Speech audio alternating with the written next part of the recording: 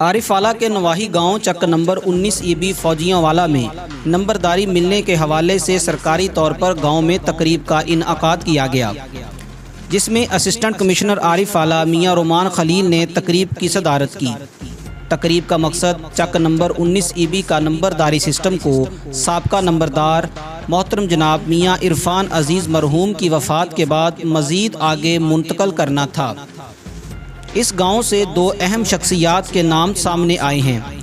जो गांव की बागदौड़ संभालने के ख्वाहिशमंद हैं, जिनमें साबका नंबरदार मियां इरफान अजीज़ मरहूम के लख्ते जिगर मोहतरम जनाब मियां यासर इरफान और मद्दे मुकाबल मोहतरम जनाब हमज़ा रशीद गुज्जर साहब हैं। चक नंबर 19 ईबी के अगर रकबे की बात की जाए तो तकरीबन 85 एकड़ रकबे पर मुहित ये गांव आबादी के लिहाज से 350 घरानों पर मुश्तमिल है, और अगर सियासी लिहाज से वोट की बात की जाए तो तकरीबन 5000 वोट रखने वाला ये खूबसूरत गांव है। चक नंबर 19 ईबी का अहम आज़ाज़ अगर देखा जाए तो चक नंबर 19 ईबी के कैप्टन सिकंदर सुहेल शहीद रहमतुल्लाह अलैह,